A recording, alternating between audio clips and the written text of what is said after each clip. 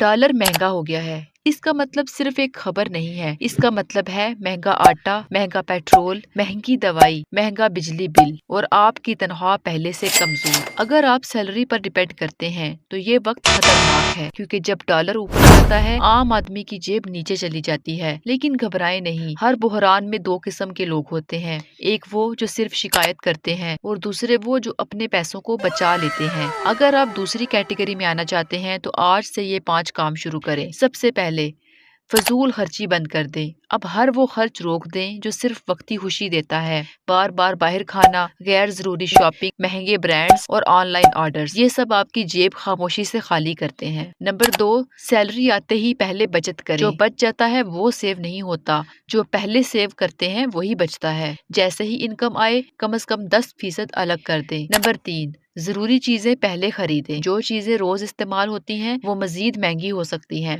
आटा, घी, दालें, basic items, उन्हें प्लानिंग के साथ खरीदें। नंबर 4, सिर्फ रुपए नहीं, स्किल्स बढ़ाएं। हर कोई डॉलर नहीं खरीद सकता, लेकिन डॉलर कमा सकता है। Freelancing, online work, YouTube, digital skills, ये वक्त इनकम बढ़ाने का है। नंबर 5, एक इनकम पर मत रहें। सिर्फ सैलरी पर डिपेंड रहना आज के वक्त में रिस्क है। छोटा साइड इनकम शुरू करें। Part time work, online selling, skill service, कुछ भी, मगर शुरू करें। याद रखें, डॉलर महंगा होने से सब नहीं हारते। सिर्फ वो हारते हैं जो वक्त पर बदलते नहीं, और वो जीतते हैं जो समझदारी से फैसले करते हैं। आज फैसला करें, शिकायत करनी है या अपने घर वालों को फाइनेंशियली स्ट्रांग बनाना है। तो चैनल को फॉलो कर दें, क्योंकि यहाँ हम लोगों को पैसे में मजबूत बनाते हैं।